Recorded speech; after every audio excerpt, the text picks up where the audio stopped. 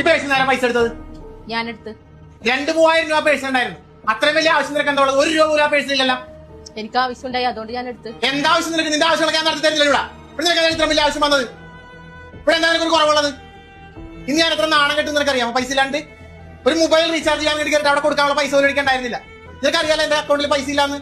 വീടിന്റെ EMI പിടിച്ച് കഴിഞ്ഞിട്ട് അത് അറിഞ്ഞുകൊണ്ട് പിന്നെ നീ പൈസ എടുക്കേണ്ട കാര്യം എന്തുള്ളത്? മനഃപൂർവ്വം നാണം കെടുത്താൻ വേണ്ടിട്ടല്ലേ? അപ്പൊ എന്തിന്റെ കുറവാണ് നിനക്ക് കൂടി ഉള്ളത്?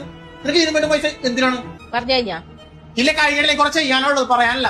ഇനി എനിക്ക് കുറച്ച് പറയാനുണ്ട്, അതും കൂടി ഞാൻ പറയട്ടെ, കേക്കുവാ? നിനക്ക് എന്തിനാ ഇത്രപ്പെടുത്ത് പറയാനുള്ള? വീട്ടിൽ കഞ്ഞിയും കറിയും വെക്കുന്നതാ. ഇന്ന് ഒരു ദിവസമായിട്ട് എന്റെ കയ്യിൽ പൈസ ഇല്ലാതിരുന്നപ്പോ നല്ല ബുദ്ധിമുട്ടുണ്ടായിരുന്നല്ലേ, നല്ല വിഷമം ഉണ്ടായല്ലേ? ആ വിഷമല്ലേ ഇവിടെ തീർത്തത്? അതിനുവേണ്ടി മനഃപൂർവ്വം തന്നെയാണ് ഞാൻ ഈ പൈസ എല്ലാം അടിച്ചു മാറ്റിയത്. അപ്പൊ നീ മനഃപൂർവ്വം ചതിച്ചതാ? അതെ. എന്തേ? മറ്റുള്ളവരെ മുന്നിൽ സാധനം വാങ്ങിയിട്ട് പൈസ നാളെ തരാന്ന് പറയുമ്പോൾ ആ ഒരു വിഷമവും ഇല്ലേ, അത് ഏട്ടനും അനുഭവിക്കട്ടെ എന്ന് വിചാരിച്ചിട്ട് തന്നെയാണ് ഞാൻ ഇത് ചെയ്തത്. ഏട്ടനറിയോ, ഇന്നലെ എനിക്ക് പീരീഡ്സ് ആയിട്ടില്ലേ, ഒരു പാഡ് വാങ്ങിക്കാൻ വേണ്ടി 42 രൂപ ഉണ്ടായിരുന്നില്ല എന്റെ കയ്യിൽ. ഞാൻ